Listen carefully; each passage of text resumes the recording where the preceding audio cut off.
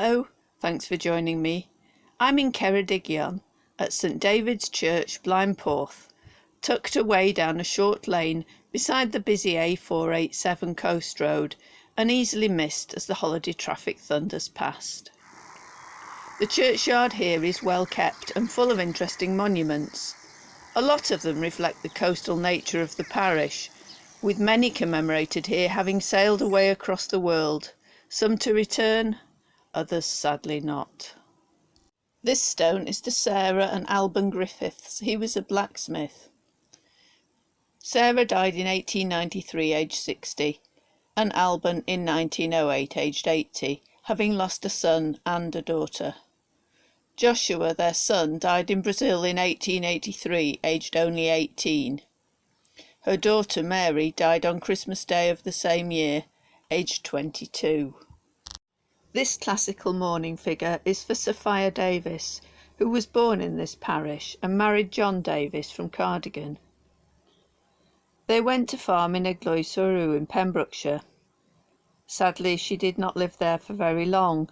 She died in childbirth in 1884, aged only 33, leaving several small children, including her newborn baby Sophia Mary, who followed her mother to the grave 10 weeks later.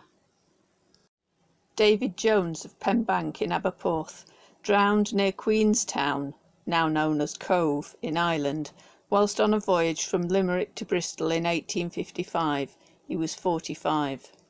He's remembered here with his daughters Mary and Rachel, who died aged 16 and 17 in 1864 and 1869, and his wife Mary, who died in 1880, aged 60, after many years of widowhood.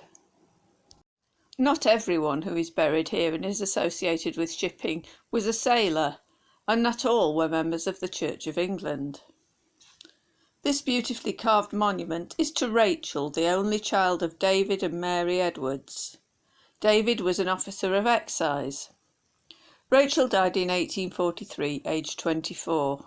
The inscription tells us she spent the whole of her days in the society with the Calvinistical Methodists and lived piously to the end of her time. Her parents are buried with her. Her father, David, died in Llandilo, Carmarthenshire, in 1852, but his body was brought back here to be buried with his daughter. Mary, his wife, joined them soon afterwards.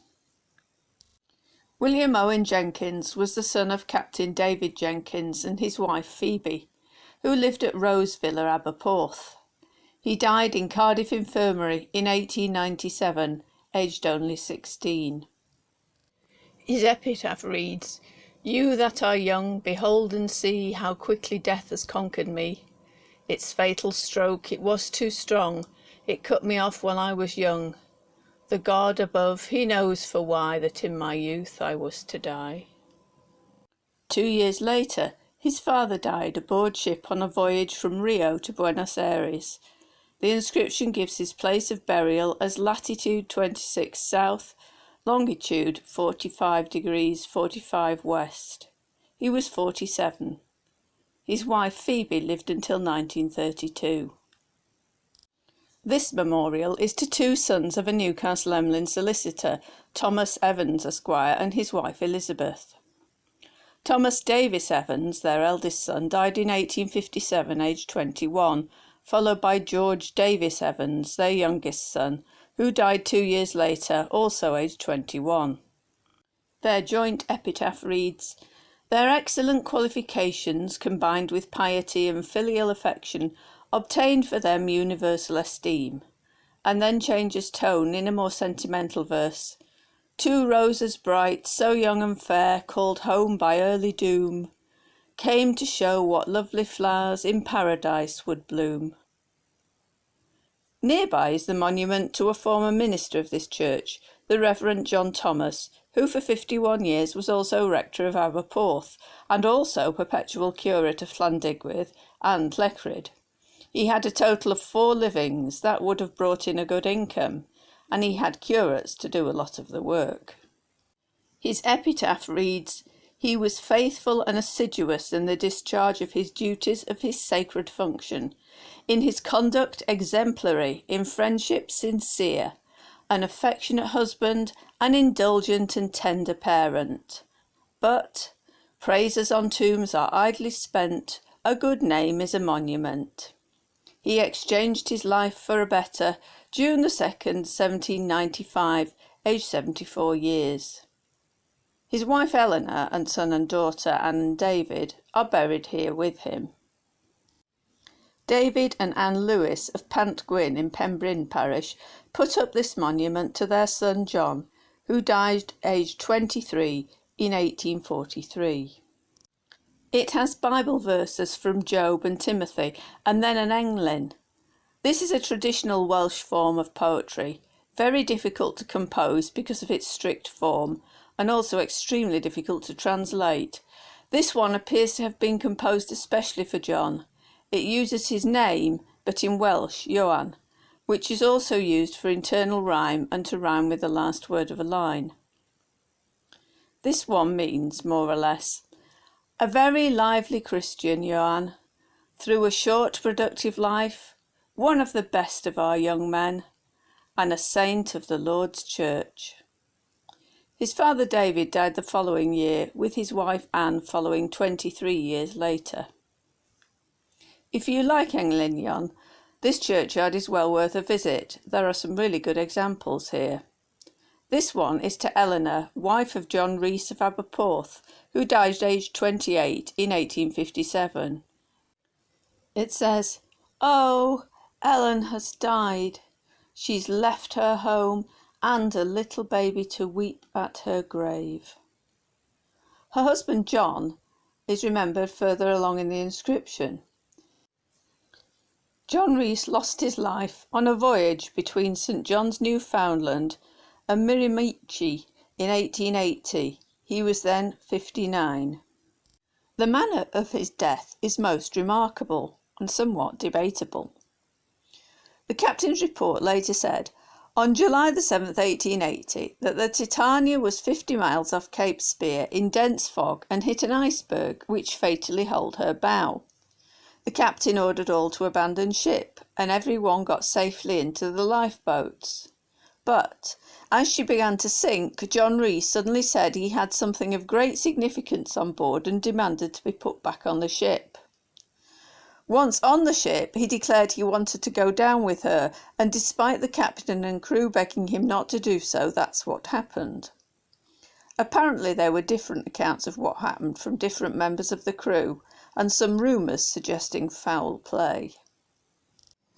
This stone remembers two brothers, David and John Owens, sons of John and Mary Owens of the White Lion in Blaenporth. They were lost when the Active sunk in St David's Sound, travelling between Swansea and Blaenporth. Their englyn says, "Our dear David and John are not under this monument. We carve their names, but their bodies are with the fishers." Henry Owens, of the ship the Pheasant of Blaenporth, died in 1859, at home and on land. His son John died on a voyage from Trinidad to London in 1867, aged 24, and his third son William died of yellow fever, aged 28. The Reverend Isaac Hughes was incumbent of this parish and buried much of his family here too. This tomb remembers Hannah Mary, his eldest daughter, who died in 1850, aged 1 year, 11 months. William Lloyd Hughes, his son, who died in March 1851, aged 11 hours. Letitia, his daughter, who died in May of the same year, aged 8. And finally Susanna, his wife, who died shortly afterwards in September, aged 49. So in that year he lost 2 children and his wife.